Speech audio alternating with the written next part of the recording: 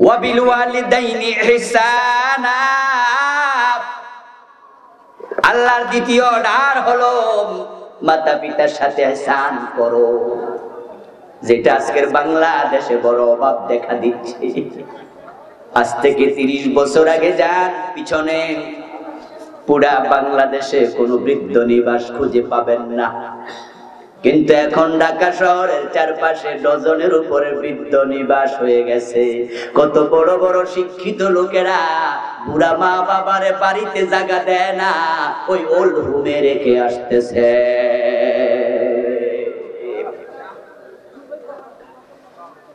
ও আমার প্রিয় ভাইরা, জান্নাতে যাওয়ার জন্যই তো এতক্ষণ ইবাদতের আলোচনা করেছি। ইবাদত মানে বুঝিয়ে দিয়েছি নামাজ, রোজা, হজ, যাকাত সব পুরা জীবন আল্লাহর বিধান মেনে চলবেন, এটাই তো ইবাদত। এখন জান্নাত পাবেন না ততক্ষণ যতক্ষণ মা বাবা আপনার উপর খুশি হবে না। কারণ আপনি নামাজ পড়ে কাকে খুশি করতে চান? জোরে বলেন, নামাজ কার জন্য? রোজা কার জন্য? এই যে ইবাদত আপনি আল্লাহর জন্য করছেন, আল্লাহ ততক্ষণ আপনার উপরে খুশি হবে না যতক্ষণ আপনার মা বাবা আপনার উপর খুশি হবে না। রিদার রাব্বু ফি রিদাল ওয়ালিদাইন ওয়া সাখাতুর রাব্বি ফি সাখাতিল ওয়ালিদাইন। প্রিয় নবী বলেন, মাতা পিতার সন্তুষ্টির উপরে আল্লাহর সন্তুষ্টি নির্ভর করে। ও সন্তানেরা, কান খুলে শোনো, আল্লাহকে যদি খুশি করতে চাও, মা বাবার দিকে আগে ইহসানের দৃষ্টিতে তাকাও। মা বাবা খুশি হলে রাসূল বলেন আল্লাহ খুশি হয়ে যায়। রাসূলের পরে কোরআনের সবচেয়ে বড় মুফাসসির যিনি, রাইসুল মুফাসসিরিন, বলুন তো তার নাম কি? মাশাআল্লাহ, ফেনী তো আলেম ওলামার দেশ, অনেকেই জবাব দিয়ে দিয়েছেন মাশাআল্লাহ। আব্দুল্লাহ ইবনে আব্বাস হলেন কোরআনের সবচেয়ে বড় আলেম বিশ্ব নবীর পরে। এই কোরআনের ইলম আল্লাহ ইবনে আব্বাসকে এত বেশি দিয়েছে, রাসূলের ইন্তেকালের সময় আব্দুল্লাহ ইবনে আব্বাস তখনও ছিলেন না বালেগ, 13-14 বছর বয়স, ছোট্ট মানুষ। উনার বুকে হাত দিয়ে প্রিয় নবী দোয়া করেছিলেন, আল্লাহুম্মা আল্লিমহুদ্দিন ওয়া ফাক্কিহুত তাওয়ীল। ও আল্লাহ, আমার শাস্ত্র ভাই এই আব্দুল্লাহকে তুমি দ্বীনের বড় ফকি বানায়া দাও, কোরআনের ব্যাখ্যা শিখায়া দাও। হযরত ওমরের মতো সিনিয়র সাহাবী, কোরআন মাজিদের কোন আয়াত যদি বুঝতে কষ্ট হতো, আব্দুল্লাহ ইবনে আব্বাস রাদিয়াল্লাহু তাআলা আনহুমাকে কাছে ডেকে পাশে বসায়া জিজ্ঞাসা করে জেনে নিত। সহিহ বুখারীতে এসেছে, ওই আব্দুল্লাহ ইবনে আব্বাস বলতেছেন, হাদিসে মাওকুফ, ইবনে আব্বাস রাদিয়াল্লাহু তাআলা আনহু বলেন, লা আ'লামু আমালান আকরাবু ইলাল্লাহি মিন বিররিল ওয়ালিদাইন। আমি আব্দুল্লাহ ইবনে আব্বাস আমার জীবনে সঞ্চিত সব ইলম থেকে বলছি, শোনো দুনিয়ার মানুষ, তোমরা আল্লাহর কাছে তাড়াতাড়ি যদি পৌঁছতে চাও, মাতা পিতার খেদমতের চেয়ে আল্লাহর তাড়াতাড়ি কাছে যাওয়া যায় এমন কোন আমল আছে আমার জানা নাই।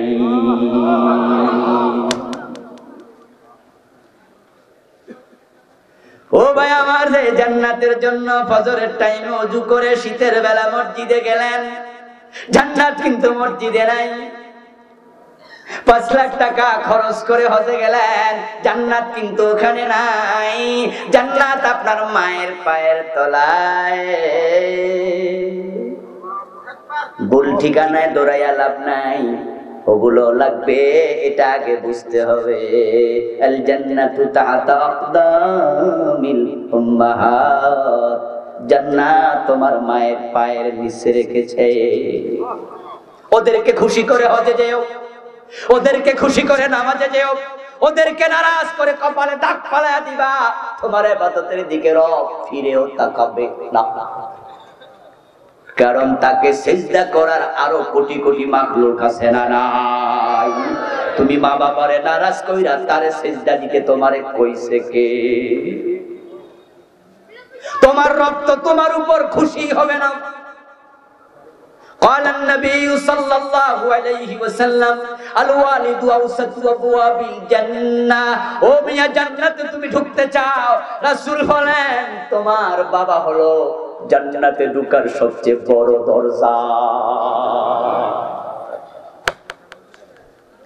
প্রিয় নবী সাল্লাল্লাহু আলাইহি ওয়াসাল্লাম বলেন দাখালতুল জান্নাহ ওয়া সামিতু ফিহা কিরাআহ। আমি জান্নাতে ঢুকেছি, হতে পারে মেরাজের রাতে, হতে পারে স্বপ্ন যোগে। আমি জান্নাতে ঢুকে দেখি আল্লাহর এক বান্দা জান্নাতের মাঝে কোরআন তেলাওয়াত করছে। করাতু ফিহাল কোরআন দাখালতুল জান্নাহ ওয়া রাআইতু ফিহা রাজুলান ইয়াকরাউল কোরআনা। কোরআন পড়ছে জান্নাতের মাঝে। আমি তো বুঝে ফেলেছি আমার উম্মত হবে। মুসার উম্মত হলে তাওরাত পড়তো, ঈসা আলাইহিস সালামের উম্মত হলে ইনজিল পড়তো। কোরআন পড়ছে আমার উম্মত হবে। আমি জিবরিলকে বললাম মান হুয়া, ও জিবরিল এই সৌভাগ্যবান ব্যক্তির পরিচয় কি আমাকে বলো। আল্লাহর জান্নাতে এসেছে, কোরআন তেলাওয়াতের অনুমতি পেয়েছে। কে লোক? জিবরিল আমিন বলে ইয়া রাসূলুল্লাহ সিনেন না ইউজি হুয়া হারিসা ইবনে নুমান, আপনার সাহাবী হযরত হারিসা। অথচ রাসূল জানেন হারিসা তখন ইন্তেকালই করেন নাই। হযরত হারিসা বিন নুমানের জীবনী আমি পড়ে দেখলাম উনি ইন্তেকাল করেছেন হযরত ওমরের খেলাফত কালে। অথচ নবী বলা আমি জান্নাতে তাকে তেলাওয়াত করতে দেখলাম কোরআন। উনি দুনিয়া আসলেন, হারিসা বিন নুমানকে ডাকলেন, কাছে বসে বলেন হাও হারিসা, গোপনে গোপনে এমন কি নেক আমল করো আমারে বলা লাগবে, আমি তোমাকে জান্নাতে তেলাওয়াত করতে দেখে এসেছি। সুবহানাল্লাহ, জোরে বলবেন না? হারিসা বিন নুমান রাদিয়াল্লাহু তাআলা আনহু বলেন ইয়া রাসূলুল্লাহ অন্য লোকেরা যেমন নেক আমল করে আমিও তো তাই করি, তবে একটা আমল আমার একটু বেশি আছে মনে হয়। সেটা হলো আমার একজন বুড়া মা আছে, নিজ হাতে খেতে পারে না, গোসল করতে পারে না।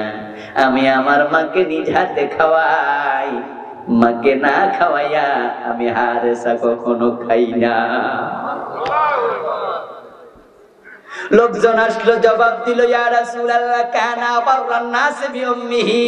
হ্যাঁ হুজুর, সে ঠিক বলেছে, তার মায়ের সাথে সে অনেক বেশি বিররুল ওয়ালিদাইনের কাজ করে, ইহসানের কাজ করে। মায়ের চুল আশ্রয়া দেয়, গায়ের মাঝে তেল মেখে দেয়, মাকে গোসল করায়, মাকে খাওয়ায়া দেয়। প্রিয় নবী শুনে তিনবার বললেন কাযালিকুমুল বিররু কাযালিকুমুল বিররু কাযালিকুমুল বিররু। ঠিক বলেছো তোমরা, এটাই তো বীর, এটাই তো বীর। ও হারিসা, আমি বুঝে ফেলেছি মায়ের দোয়ার কারণে দুনিয়ায় থাকতে জান্নাত পেয়ে গেছো।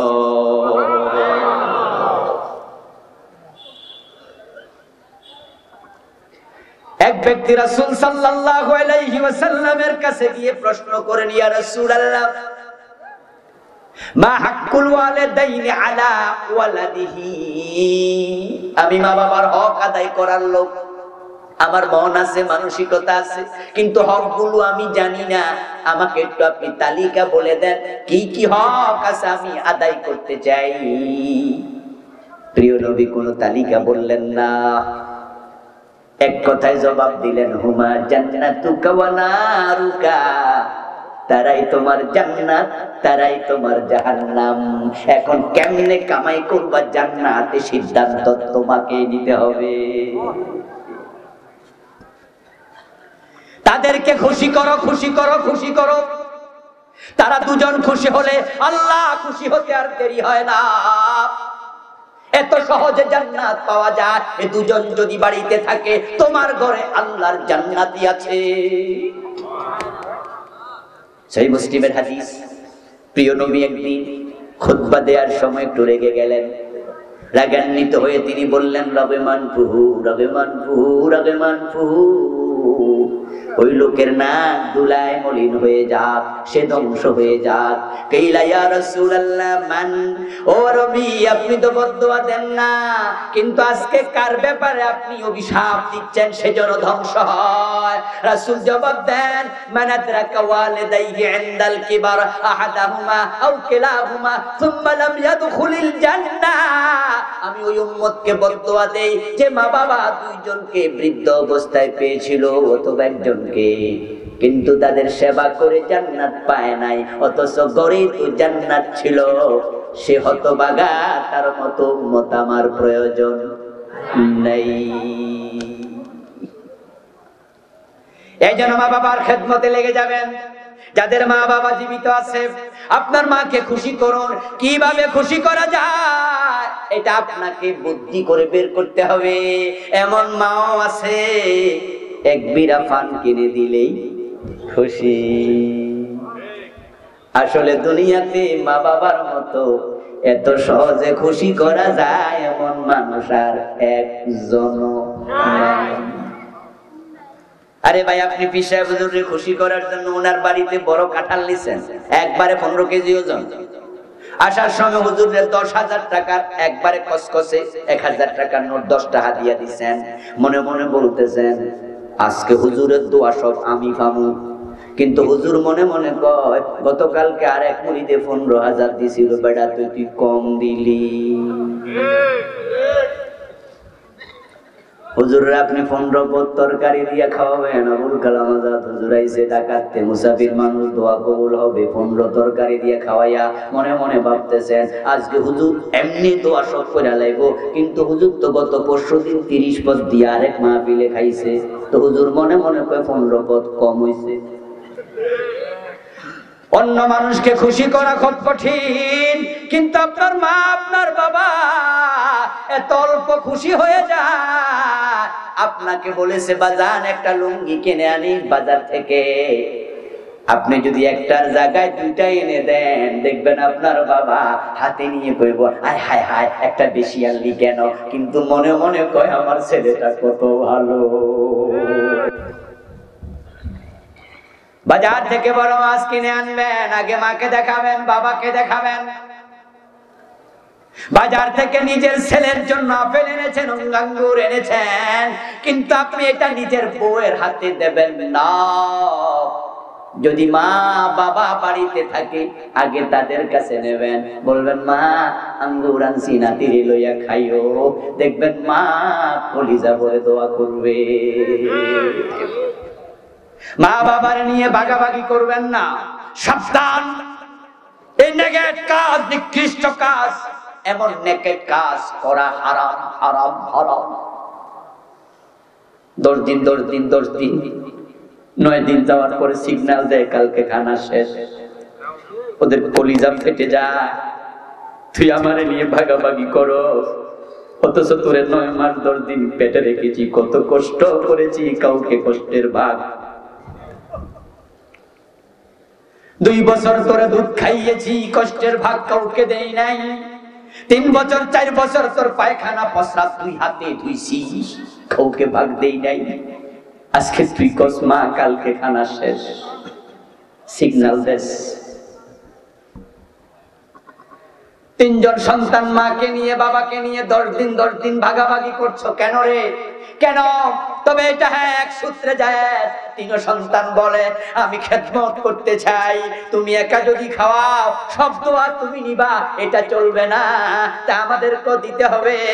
আপনি বাধ্য হইয়া বললেন হ্যাঁ ভাই তোমার ঘরে মা খাবে, তোমার ঘরেও খাবে, কিন্তু মা ও আমার বাবা শোনো, আমার ঘরের দরজা 30 দিন খোলা, আমারটা 30 দিন। আপনার মা আপনার বাবা আপনার ঘরে খাবে 10 দিন 11 দিন 12 দিন 14 দিন 15 দিন, কখনো সিগন্যাল দেয়া যাবে না খানার টাইম শেষ। অথচ আমরা কি দেখি, খানার টাইম চলে গেছে, 10 দিন খাইয়া ছোট ভাইয়ের ঘরে গেছে, বড় ভাই শ্বশুর শাশুড়ি আসছে, বাজার থেকে কাতল মাছ আনছে, মা দেখছে বাবা দেখছে, মনে মনে ভাবে নিশ্চয়ই সন্ধ্যাবেলা আমাদেরকেও দাওয়াত দেবে। কিন্তু ঘটনা উল্টা হয়ে যায়। বইয়ের চাচলের তলে মেও মেও করে পুরুষত্বহীন পুরুষ কাপুরুষ বউয়ের কাছে গিয়ে জিজ্ঞাসা করে, মাকে ডাকবো নাকি?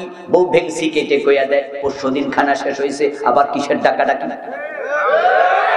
আছে না, আছে না? আর আমি চরম মানের পাপাচারী।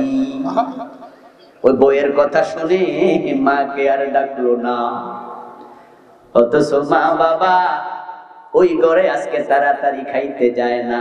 এশারের নামাজের পরে বিছনায় একটু জিকির আজকার আজকে লম্বা করে, মনে মনে ভাবে এই বুঝি ডাক আসলো। রাত গড়িয়ে যাচ্ছে, 9:30 পার হয়ে গেল, ডাক কিন্তু আসে না। এখন এই ঘরে খেতে বসে, আজকে তরকারি বেশি ভালো না, ওই শুটকি তরকারি ছোট মাছ দিয়ে কোন রকমের সবজি পাকাইছে, ওটা মায়ের সামনে দিয়েছে মেজ ছেলের বউ। এখন প্লেট নিয়ে বারবার ওই মাছের কথা মনে পড়ে, আর মনে পড়ে তোমার ছোট কালের কথা, যখন তুমি মাছ খাইতে শিখেছো, মা তোমার প্লেটেরটা খাওয়াইয়া নিজের টুকরাটাও খাওয়াইছে, তারপরে বাপের প্লেট থেকে এনে কয় তুমি আরেকদিন খাইও, আগে পোলা খা। মায়ের মনে পড়ে যায়, তোরে আমি নিজে না খাওয়াইয়া খাওয়াইছি, আর আজকে শাশুড়ি লইয়া শ্বশুর লইয়া কাতল মাছ খাস, ডাকটাও দিলি না। বদদোয়া কি মুখে দেয়া লাগে? মুখে দেয়া লাগে না, এটাই বদদোয়া। মা বাবাকে নারাজ করো না ভাই। মা বাবা নারাজ হতে পারে এমন কোন আচরণ করবেন না। মা বাবা এমন দুজন মানুষ যারা যদি না বুঝেও বদদোয়া দেয়, এটাও আল্লাহ ফিরায় না। বনি ইসরাইলে জুরাইজ নামে এক ব্যক্তি ছিল, মা তাকে 3 বার ডেকেছিল, সহিহ বুখারীতে হাদিস এসেছে।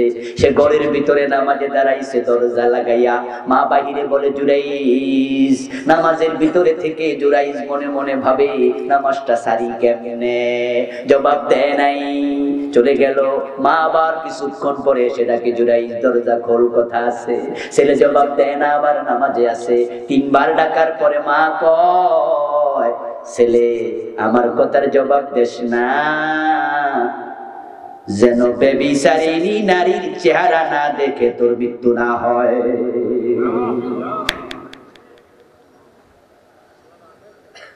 জুরাইজ তার নামাজের ঘরে ইবাদত খানায় নামাজে আছে, মা দেখে নাই, কিন্তু আল্লাহ কি দেখে নাই? আল্লাহ দোয়া কবুল না করলেও তো পারত, কিন্তু রাসূল বলেন বদদোয়া সাথে সাথে কবুল। কয়দিন পরে এক যুবতী নারীর বাচ্চা হইছে, অথচ মেয়েটার বিয়ে হয় নাই। ওই মেয়ের লোকজন ধরছে, তোর তো বিয়ে হয় নাই, বাচ্চা কোথা থেকে আসলো? ওই মহিলা বলে এটা জুরাইজের বাচ্চা। অথচ জুরাইজ তো ভালো মানুষ। লোকজন যাইয়া জুরাইজের শার্টের কলার দইরা টাইন্না হেসরা, এই মিয়া চালাকি করো, সুফি সুফি ভাব দেখাও, ভিতরে ভিতরে বুঝি আকাম করো, চলো চলো শাস্তি হবে। জুরাইজ কয় কি হইছে কি হইছে? কয় বোঝো না, সামনে গেলে টের পাইবা, চলো। কয়েকজন উনার ইবাদতখানা ভাঙিয়া ছিঁড়ে টিরে একবারে বেড়ার ঘর ভেঙে মাটির সাথে মিশাইয়া দিছে। ওই মহিলা বসে আছে বাচ্চা করে নিয়ে। রাসূল সাল্লাল্লাহু আলাইহি ওয়াসাল্লাম বলেন জুরাইজ সামনে হাজির। লোকজন বলতেছে, ও মহিলা তুমি কি উনার কথা বলছো? মহিলা কয়, হ্যাঁ হ্যাঁ উনার কথাই কইছি, উনার বাচ্চা এটা, উনি আমার সাথে জিনা করছে। জুরাইজ বুঝে নিছে, কিছুদিন আগে মেয়েটাই জুরাইজের কাছে একবার গেছিল, গিয়ে জুরাইজকে প্রেমের প্রস্তাব দিছিল, জুরাইজ তারে ফিরাইয়া দিছে, তাই মেয়েটা আজকে প্রতিশোধ নিচ্ছে। অন্যায়ের প্রস্তাব দিলে যদি না মানে, তাহলে ইউসুফ নবীর মতো জুলাইখারা জেল খাটাইব, ঠিক কিনা? বিনা দোষে চরিত্রে কলঙ্কের তিলক আঁকতে চাইবে। হযরত ইউসুফ নবীকে জুলাইখা বলছে কাছে আসো, যদি কাছে যেতেন জেলে দিত না, কথা শুনলে হালুয়া রুটি খাওয়াইতো, দুধ রোজ করে খাওয়াইতো, মাঝে মাঝে কাছে ডাকলে মজা পাবে। কিন্তু ইউসুফ নবী বলছে না, অন্যায়ের সাথে আপোষ চলবে না, তখন জেলে পুরে দিয়েছে। ঠিক একই ঘটনা জুরাইদের সাথেও হয়েছে, একই ঘটনা বাংলাদেশে বিশ্ববিখ্যাত মুফাসসিরের সাথেও হচ্ছে। অন্যায়ের সাথে আপোষ করলে জেলে দিত না।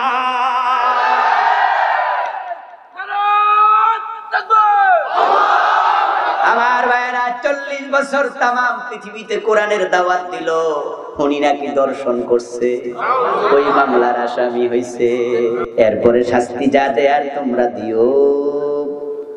তখন লোকজন বলল ঠিক আছে, এই ফারারা ফলাইতে জন না পারে। জুরাইজ 2 রাকাত নফল নামাজ পড়লেন, সিজদায় গিয়ে বললেন, রব তুমি সব জানো, সত্য প্রকাশিত করে দাও। সালাম ফিরাইলেন, সালাম ফিরাইয়া ওই মহিলার কোলের বাচ্চা, বয়স মাত্র 1 দিন, ওই বাচ্চার কাছে গেল, কি হযরত জুরাইজ বলতেছে, ও বাচ্চা তোর বাবাকে বলে দে। সুবহানাল্লাহ পড়েন। বাচ্চার সাথে সাথে বলে, আমার বাবা হলো ওই ছাগলের অমুক রাখাল। লোকজন তো আশ্চর্য, আরে এই কি ঘটনা রে, একদিনের বাচ্চা কথা কয় কেমনে? এবার বাচ্চারে ধাক্কায়, আবার ক বাচ্চা কি আর কথা কয়? মায়ের বলে কথা বলেছে 5 জন শিশু, তার মাঝে জুরাইজ একজন, ঈসা নবী আছে না নাই? আমার বন্ধু জুরাইজ বলল, সে কথা বলে দিল, লোকজন দৌড়ায় গেল, ছাগলের রাখালকে ধরে নিয়ে আসলো। তারপরে এবার মেয়েটাকে বলল, তুই ওর নাম কেন বললি বল। মেয়েটা বলে দিয়েছে, ওর কাছে একদিন গোপনে গেছিলাম, জায়গা দেয় নাই, চাইছিলাম প্রতিশোধ নিতাম, কিন্তু পারলাম না। এখন বেবিচারী নারীর চেহারা জুরাইজ দেখছে, মায়ের বদদোয়া, বেবিচারিনী নারীর চেহারা না দেখে তোর যেন মৃত্যু না হয়। মা যদি না বুঝেও বদদোয়া দেয়, বাবা যদি না বুঝেও বদদোয়া দেয়, আল্লাহ ফিরায় না। আর যদি বেয়াদবি করলে বদদোয়া দেয়, তোমার উপায় নেই। বাবানে মুআজ্জালানে উকুবাতুহুমা ফিদ দুনিয়া, 2টা অপরাধ করবেন না, 2টা অপরাধ থেকে বেঁচে থাকবেন। প্রিয় নবী বলেন, এমন 2টো অপরাধ আছে যার শাস্তি আল্লাহ আখিরাতের জন্য শুধু জমা রাখে না, এটা দুনিয়াতে দিয়ে ছাড়ে। একটা হলো মা বাবার সাথে বেয়াদবি, আর একটা হলো অন্যের উপরে জুলুম। যারা মা বাবার সাথে বেয়াদবি করছো, অপেক্ষা করো,